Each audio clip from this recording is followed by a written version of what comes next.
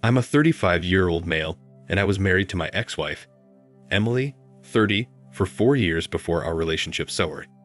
Emily and I first met at a bar where she worked as a bartender. My friends and I frequently visited the bar, and right from the first day I ever saw Emily, I knew I liked her. She had some unmissable charm that stood her apart from her colleagues. For weeks, I continued to go to the bar without saying anything to Emily or telling her how I felt about her. One evening, while we were at the bar, Emily was serving at a table next to us when a man made some uncomfortable gestures towards her, leaving her embarrassed. I stood up for her and asked the man to apologize to Emily. Few others who noticed it joined me in schooling that man. Soon the security officials of the bar intervened and dragged that man out of the bar. Later that evening, Emily and her boss came to our table with a complimentary drink to thank us. I continued to visit that bar, and we soon became friends. From being bar friends, I asked her out on a date and she agreed. Emily and I ended up dating for 1 year before we married. A few months before our marriage, I got Emily a better job. This way, she would no longer have to go to the bar. I did this because even while we dated, I still went to the bar with her, and I hated seeing how she was treated by other men there. I wasn't comfortable with the men glaring at her and checking her out, so with some friends' help, I got her a job as a waitress in a fancy restaurant. Emily could not get a good-paying job because of her educational qualifications. She had completed high school and tried community college for a year, but she couldn't continue because she couldn't afford to sponsor herself, so she had to take a break and work. On my end, I worked as an assistant lecturer at the university where I was doing my master's. Because I loved Emily so much, her educational background did not matter to me. I had even secretly put money aside for her college and planned to tell her when the money was enough. Apart from Emily not attending college, she was street smart, hardworking, and open-minded. She was always ready to try out something that would bring her new results, and she was always eager to learn.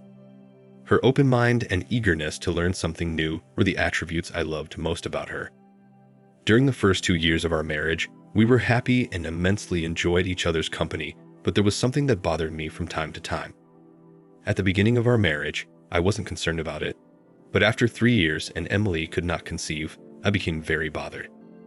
While we were dating, Emily and I talked about the number of children we wanted and even had their names in advance. We'd both agreed on having 2 kids, and it didn't matter if it was 2 boys, 2 girls, or a boy and a girl. What mattered the most was that we'd have the first one in the first or second year of our marriage and have the second child some years after the first child. It was a perfect plan, and I looked forward to it. I wanted a situation where my first child would be at least 14 years old when I turned 50 and the second child would either be 10 or 8. But I was worried when the first 2 years of our marriage passed, and we were slowly progressing to the end of the 3rd year without Emily conceiving. She knew I loved children and was aligned with the plan, but sometimes she gave me mixed signals about having a baby. We ran a series of tests, took medication, and did fertility tests. All the tests confirmed that we were both fine, but I still didn't understand why she could not conceive. I couldn't even trust the test results from only one hospital, so we did the test at different hospitals and the results were all the same.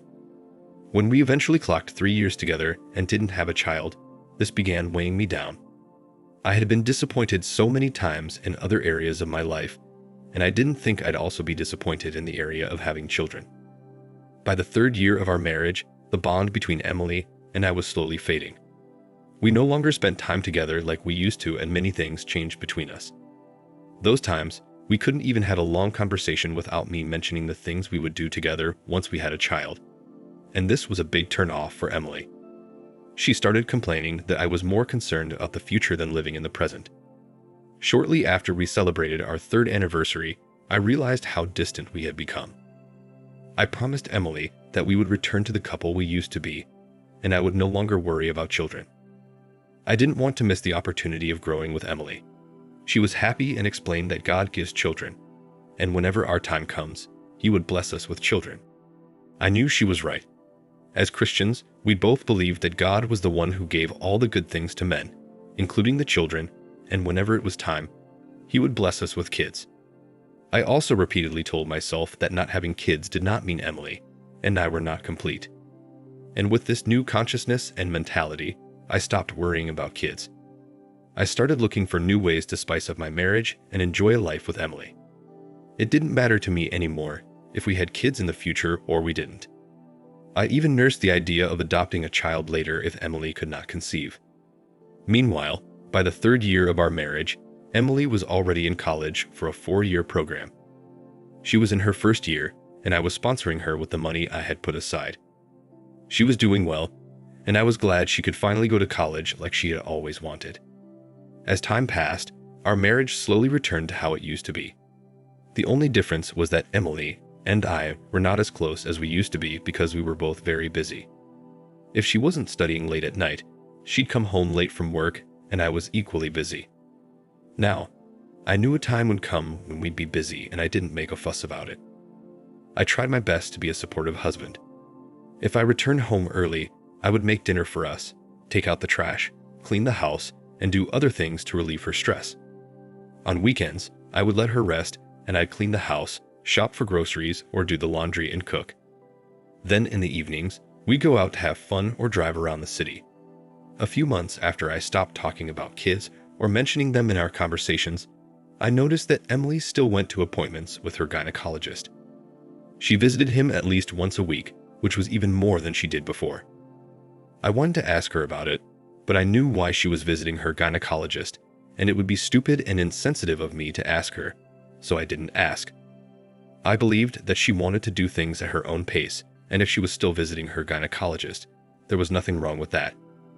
In fact, I was impressed that she didn't stop seeing him just because we stopped talking about kids, so this enhanced our intimacy. In our early days of marriage, we used to do it 2 or 3 times a week, but after our repeated attempts of conceiving failed, we would go a whole week without doing it. But after Emily became more serious with her gynecologist, she'd make us do it at least once or twice a week, and they were mainly on the days she returned from her appointments.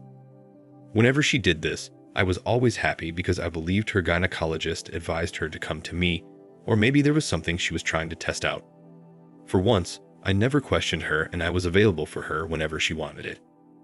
Aside from me thinking that Emily wanted to have babies, the increase in her intimacy helped bond us more, and our relationship improved. For months, things continued like this. Also, the more we got intimate, the more my hopes for having a child increased. Although I never mentioned it to her, I was hoping one day she would come with excitement and tell me she was pregnant, but that never happened. I'm also glad it never happened. If I had not discovered the truth just at the right time, I would be raising another man's child now. Throughout the months she had been visiting her gynecologist, I never knew she was cheating on me and having an affair with the same gynecologist I respected. He was in his late 40s, and I was even thinking of paying him a visit to thank him for consistently standing by Emily. He was referred by one of her aunts who could not conceive for years, and with a gynecologist's help, she finally conceived and bore a child. 2 weeks ago, I discovered something fishy. I was in the bedroom, struggling to sleep that evening. That day I was so exhausted from work all day, I couldn't even make dinner or do what I usually did. I went straight to our bedroom, took off my clothes and shoes, and jumped in bed. Before Emily returned home, I had fallen asleep, but the sound of her car as she drove into the driveway woke me up. I was utterly awake because I'm a very light sleeper, but my eyes were still shut when Emily entered the room. I'm guessing she thought I was asleep, so she continued muttering on her call. And while hanging up, she said, "I love you. See you tomorrow after work." I froze in bed and wondered who she was talking to. I knew it wasn't any of her siblings or parents because Emily did not express her emotions like that. I remained in bed while she went to make some dinner, and approximately 35 minutes later, I came out of the room and pretended as if I had just woken up. I knew Emily was smart, so I had to stay that long in the room so she wouldn't think or suspect I heard her conversation. I intended to wait for her to fall asleep and then access her phone to see who she was talking to. Honestly, I didn't care if she was talking to her best friend or another female. I wanted to be sure she was not cheating on me or doing anything behind my back. Later that night, after Emily slept and snored, I accessed her phone. The last number she called was her gynecologist. I did not want to believe it when I saw it, so I went through her text messages and WhatsApp chat.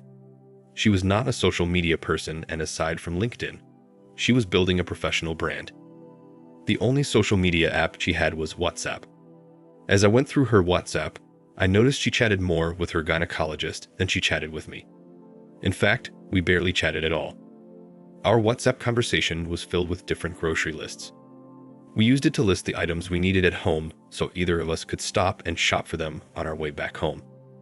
I went through their chat from the beginning to see the timeline of their relationship. I even went to the living room to reread the messages. I still cannot believe that Emily had been cheating on me for almost 7 months. I didn't even know what to do or say. I was so angry at Emily for ruining everything we had worked for. She wasn't even afraid I could stop her college sponsorship because of her infidelity.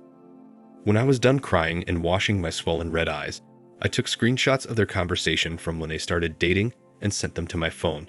Then I cleared every trace that I touched her phone. I spent the rest of the night reading countless stories from the Reddit community who had encountered similar situations.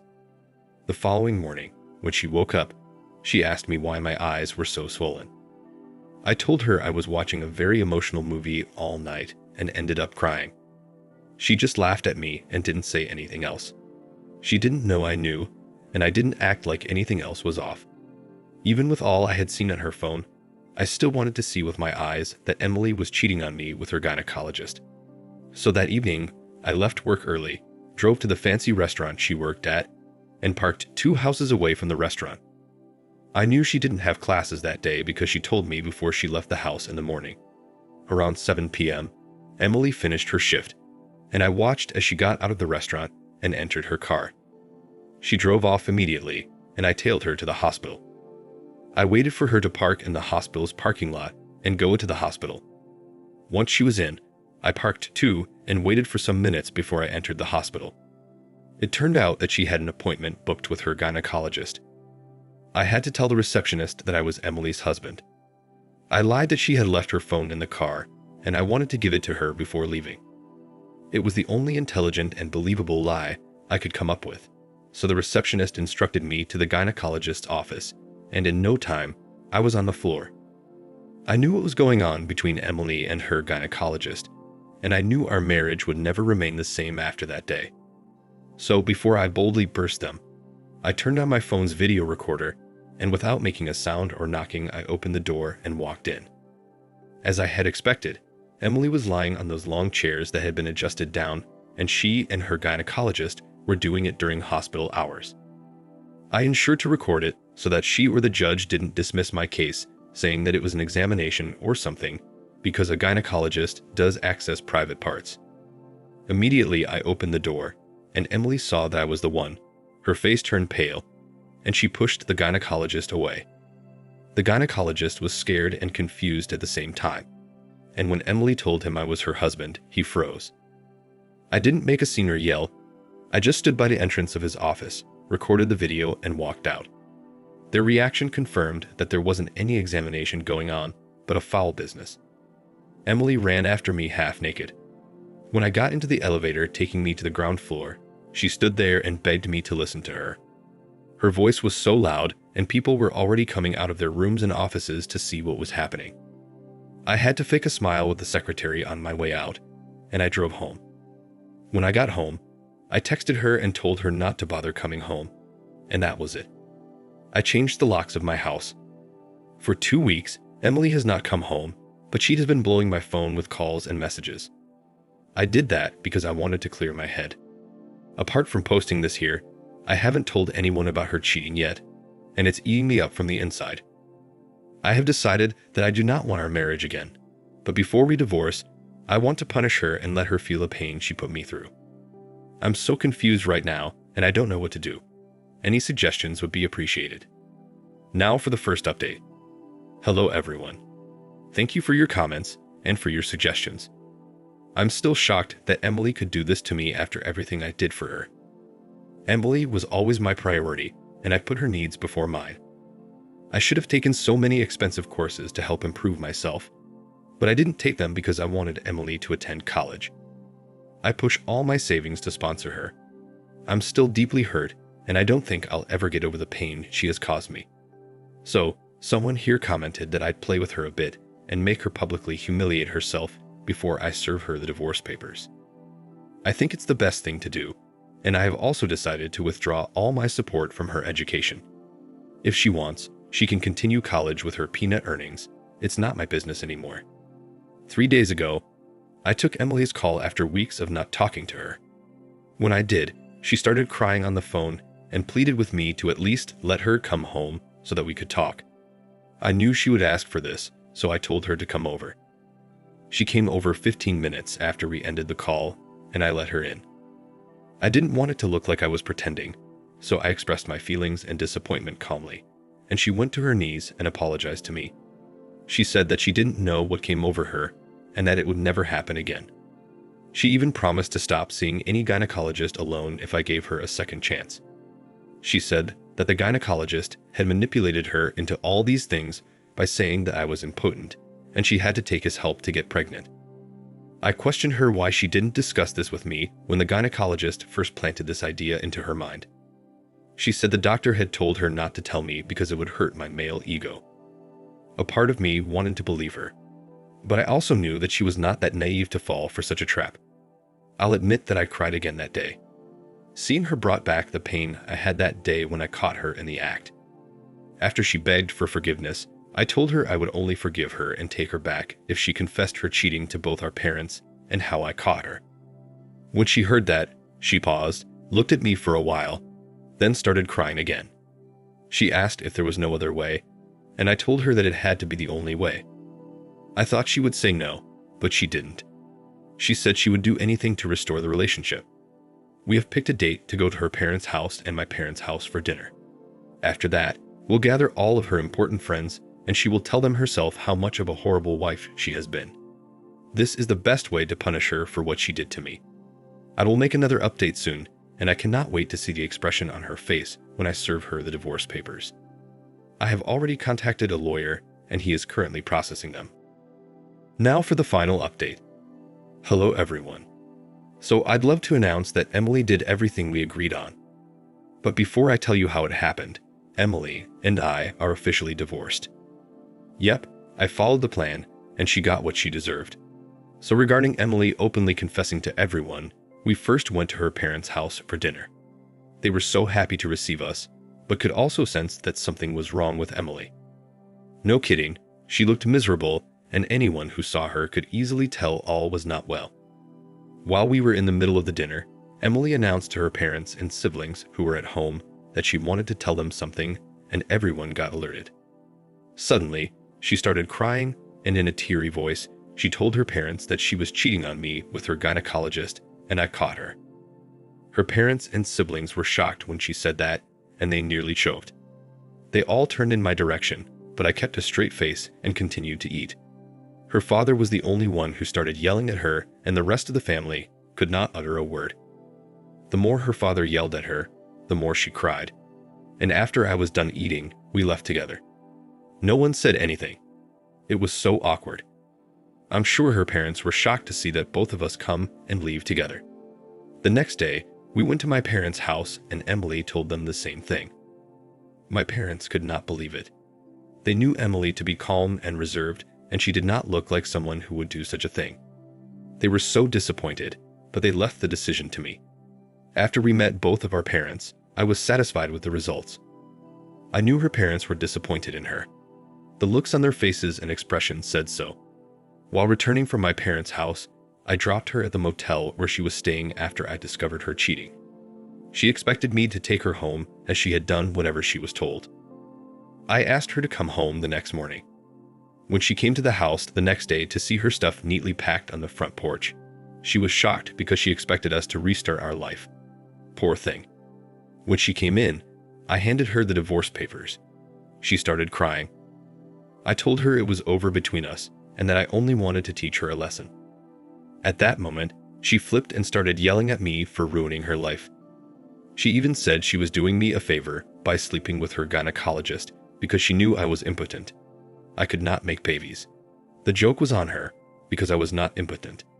To spite her, I asked her why she had not conceived yet since she was so fertile, and that got to her. She was so pissed and she started throwing things at me. I angrily kicked her out of my house and we officially divorced a week later. I asked for the gynecologist that slept with Emily. I sent the screenshots and video I recorded to the hospital authority. I even posted this on social media mentioning the doctor and the hospital's name. It didn't go well for the hospital administration. He was suspended for doing a patient during the hospital hours. Emily could not even return to him because his marriage and career were ruined because of her. I now feel fulfilled, and I can't thank you all enough for your suggestions. Thank you once again. Thank you for watching. Like, comment, and subscribe if you enjoyed the video. Until next time, I'll see you again. Take care.